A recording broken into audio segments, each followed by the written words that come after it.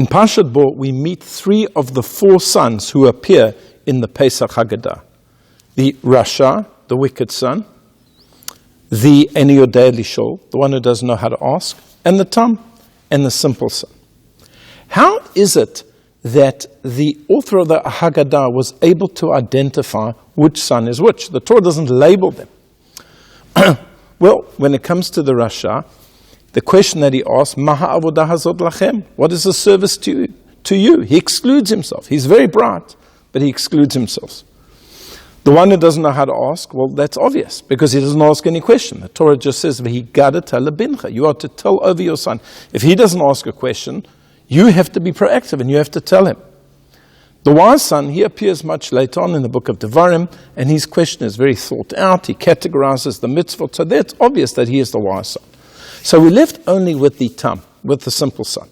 And here the Torah, at the end of Parashat Bo, speaks about the mitzvah of Peter Chamor, to redeem the firstborn donkey, The Torah says that if a person's female donkey gives birth, it's a firstborn, you have to redeem it. How do you redeem it? You give to the Kohen a sheep, and then you can keep the donkey, the firstborn donkey. But if you refuse to do that, if you refuse to give to the Kohen the sheep, then va'arafto, then the donkey, the firstborn donkey, has to be killed. And it's at this point that one of the sons asked, Ma'azot, what is this? Why are you taking a perfectly good donkey and killing it? And Rashi says over here that this is the question of a tipesh, of a foolish person. Why a foolish person? Because they only ask questions when they see something unusual. See something unusual, he asks a question. But unless there's something to stoke his interest, he doesn't ask a question. He's not naturally curious. Ma'azot, what is this? It's a simple person's question. You know, we could switch things around a little bit. That the Torah, we're able to identify which son it is by the questions that they ask.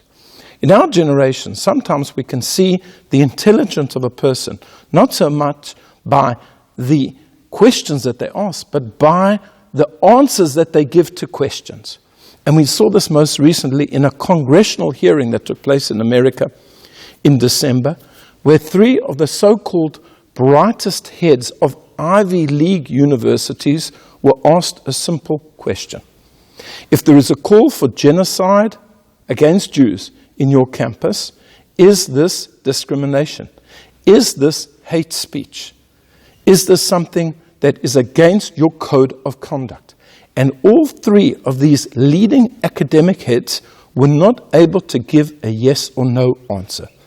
They all gave legalistic answers. Well, it depends on the context. The head of MIT, the head of Harvard, the head of Penn State, 2 of which have already resigned. How can it be that such smart people cannot give a straightforward answer? And it's because in our generation, a person can be academically very bright, but ethically or morally corrupt.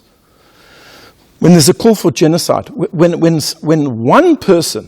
a person shouts out at a university, let's kill so-and-so, even a single person, that is a hate crime. That is hate speech. That's unacceptable. So when there is a call for genocide against an entire nation, how can that not be hate speech? These are wise people, but unfortunately they're also tipshin. They are also stupid people. They are not wise. They don't know the difference between right and wrong.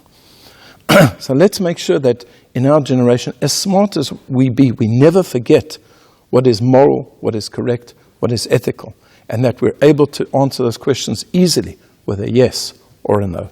I wish you a Shabbat Shalom.